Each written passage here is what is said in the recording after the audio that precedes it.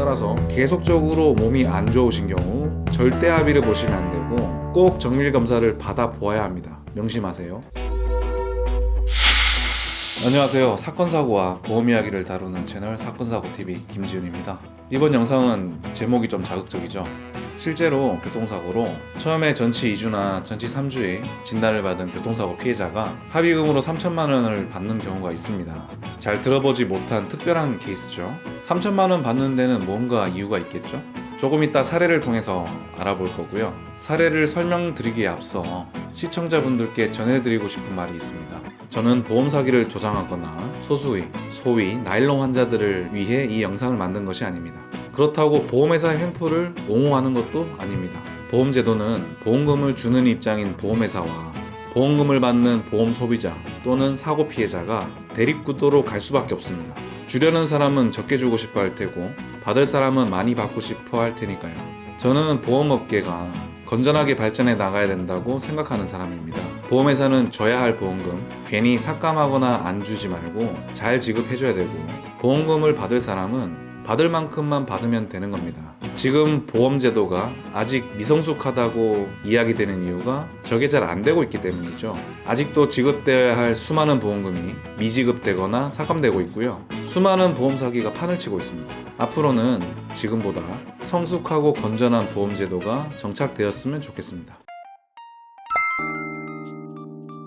제가 보험 관련 업무를 하다 보면 가장 문의를 많이 주시는 부분이 교통사고 전치 2주나 전치 3주의 경상사고인데요. 이러한 사고인 경우 몸에 크게 이상이 없는 이상 시간이 지나면 몸이 괜찮아지게 되고 이러한 케이스의 경우 대부분 사고 이후 한 달에서 두 달 사이에 합의를 보시게 되죠. 그리고 합의금은 보통 100만원, 200만원, 300만원 이 정도 사이에서 받으시는 경우가 대부분일 것입니다. 그런데 어떻게 3천만 원이라는 합의금이 나오는 것일까요? 생각해 보도록 하겠습니다. 피해자는 교통사고로 인해서 여러 가지 손해를 입게 되죠. 크게 둘러 나눠보면 정신적 피해와 물질적 피해 이 두 가지 피해를 입게 된다고 볼 수 있는데요. 가해자 측 자동차 보험 회사에서는 피해자가 입은 이 손해에 대해서 피해자 측에게 손해배상을 하는 것입니다. 그런데 보통 전치 2주나 전치 3주의 경우 주변을 보면은 100만원, 200만원, 300만원 이렇게 받았다는 이야기들이 들려오는데 합의금이 3천만 원이라면 그 피해자는 손해가 크기 때문이지 않을까요?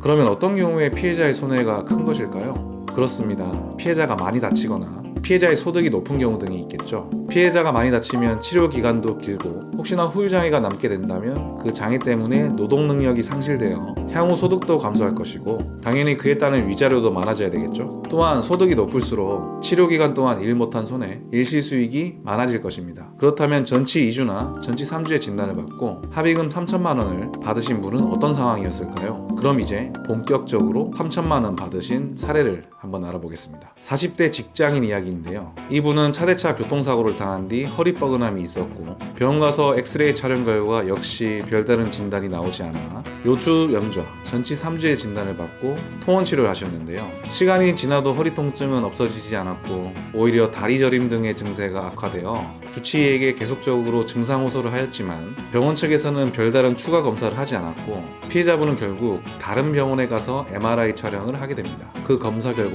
요추 4번, 요추 5번 간 추간판 탈출증이 확인되었고 수술을 요하는 상태였기 때문에 수술 치료를 하게 됩니다.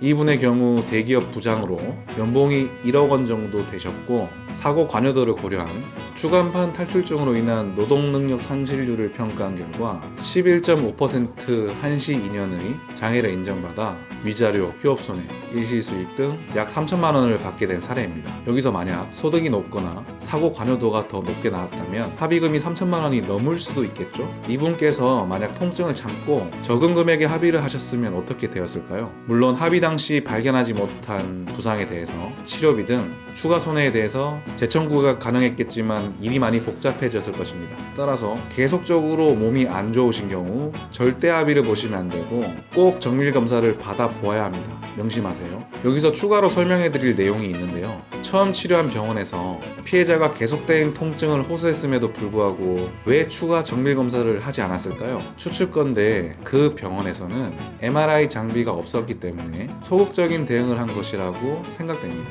MRI 장비가 없는 병원의 경우 타 병원으로 MRI 촬영 의뢰를 해야 되는데 만약 MRI 검사 결과 이상이 없으면 그 검사 비용을 못 받을 수도 있기 때문이죠. 2003년 7월 이전에는 자동차 사고의 경우 보험회사가 병원 측으로 바로 병원비를 지급했기 때문에 보험회사가 허락만 했다면 MRI 촬영을 자동차 보험으로 할 수가 있었습니다. 하지만 2013년 7월 이후에는 심평원에서 자동차 보험 진료비를 심사하게 되었는데, 이때 심평원에서 불승인하는 경우에는 자동차 보험에 청구를 할 수가 없습니다. 이러한 경우 병원 측에서는 그 비용에 대해서 못 받게 되기 때문에 소극적으로 대응하는 것이죠. 물론 이런 경우에 방법이 없는 건 아닙니다. 피해자 본인이 직접 검사 비용을 병원 측에 납부할 테니 MRI 찍어달라고 하면 대부분 찍어줍니다. 그리고 MRI 검사 결과상 단순 방사선 검사로 확인되지 않은 추가적인 부상이 확인된다면 그 비용은 자동차 보험회사에 청구해서 받으실 수가 있는 것입니다. 참고하시고요. 그래서 정말 경미한 사고가 아니라면 교통사고 병원을 알아보실 때 처음부터 MRI 장비가 있는 병원을 선택하는 것이 좋은 방법일 수 있습니다. 참고하시고요. 이 영상은 단순 염좌, 타박상, 뇌진탕 등으로 전치 2주, 전치 3주 진단을 받으시고 일정 기간 치료하신 뒤 몸이 나으신 분들에게는 적용되기 힘든 부분입니다. 하지만 시간이 지나도 계속 팔다리가 저린다든지 어깨나 무릎 등의 관절 통증이 지속된다면 정밀 검사를 통해 원인을 찾아 치료를 하셔야 됩니다. 살에서 설명드린 디스크 외에도 어깨의 회전근개 파열이나 무릎의 연골 파열 등이 추가 정밀 검사를 통해 뒤늦게 발견돼서 늦은 시기에 수술 치료 등을 하게 되는 경우 치료 기간이 더 길어지는 등 고생을 더 하시게 되는 사례가 있고, 이러한 경우 손해는 더 늘어나게 되므로 합의금도 많아져야 되는 것입니다. 이 영상에서 설명드린 내용은 제 개인적인 의견이고 정답은 아닙니다. 따라서 참고만 하시기 바라고요. 모든 사건 사고는 다 다르죠. 사고 장소, 사고 유형, 사고 당사자 다 다르죠. 케이스 바이 케이스입니다. 각 상황별로 대처하는 방법은 조금씩 달라질 수 있으니 각종 사건 사고 피해자가 되신 경우 관련 전문가의 상담을 받아보시기를 바랍니다. 영상 끝까지 시청해 주셔서 대단히 감사드리고요. 영상이 도움이 되셨다면 좋아요, 구독 버튼 눌러주셔서 계속 무료로 사건 사고와 보험 이야기 영상을 시청해 보세요. 감사합니다.